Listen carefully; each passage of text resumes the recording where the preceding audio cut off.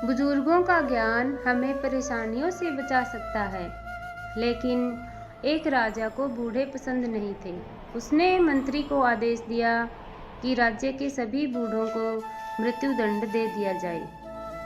घर के वृद्ध लोगों के जीवन भर का अनुभव हमारी कई बड़ी बड़ी समस्याओं को सुलझा सकता है, लेकिन इस कथा के अनुसार पुराने एक राजा ऐसा था जो बूढ़ों को बिल्कुल पसंद नहीं करता था। उस राजा ने अपने मंत्री को आदेश दे दिया कि बूढ़े लोग हमारे किसी काम के नहीं हैं, हमेशा बीमार रहते हैं, कोई काम नहीं करते, इनकी वजह से राज्य का धन बर्बाद होता है। इसीलिए राज्य के सभी बूढ़ों को मृत्युदंड दे दिया जाए। राज्य के लोगों को जैसे ही यह आदेश मालूम हुआ, सभी बूढ़े राज्य छोड़कर दूसरी जगह चले गए। ये राज्य हिमालय के पास ही स्थित था। इसी राज्य से एक गरीब लड़का भी रहता था। वह अपने पिता से बहुत प्रेम करता था। उसके पास इतना धन भी नहीं था कि वह घर छोड़कर दूसरे राज्य जा सके। इसीलिए उसने अपने पिता को घर में ही छिपा लिया। पिता पुत्र किसी तरह घर में रहकर समय निकालने लगे। कुछ समय बाद उस राज्य में अकाल पड़ गया। राजा को समझ नहीं आ रहा था कि अब अन्न की व्यवस्था कैसे की जाए।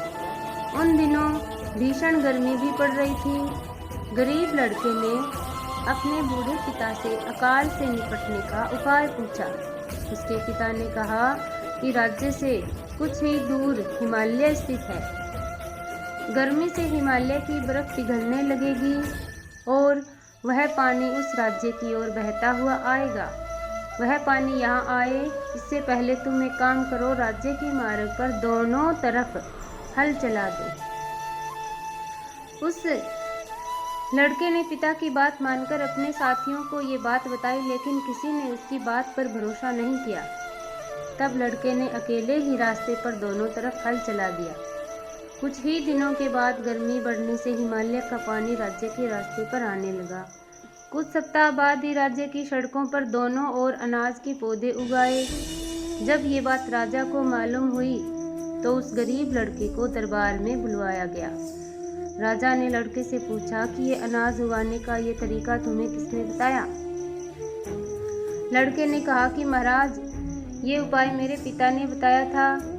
आपने जब बूढ़ों को मारने का आदेश दिया था तो मैंने उन्हें अपने घर में छिपा लिया था। ये सुनकर उस राजा ने उस बूढ़े व्यक्ति को भी दरबार में बुलवाया। बूढ़े व्यक्ति ने राजा से कहा कि महाराज, हमारे राज्य के लोग अपने खेतों से अनाज अपने घर ले जाते थे और कुछ लोग दूसरे राज्य अनाज बेचने जाते थे, तो अनाज के कुछ दाने रास्ते के दोनों ओर गिर जाते थे। जब मेरे बेटे ने रास्ते की दोनों तरफ हल चलाया तो हिमालय का पिघला हुआ पानी वहां पहुंचा, तो वो दाने अंकुरित हो गए और अनाज उग गया। बूढ़े व्यक्ति की ये बात सुनकर राजा को अपने आदेश का बहुत पछतावा हुआ और राज्य से गए हुए सभी बूढ़े लोगों को वापस अपने राज्य में बुलवा लिया। इस प्रसंग की यही सीख है कि माता पिता और अन्य वृद्ध लोगों का अनुभव हमें सभी तरह की समस्याओं से बचा सकता है।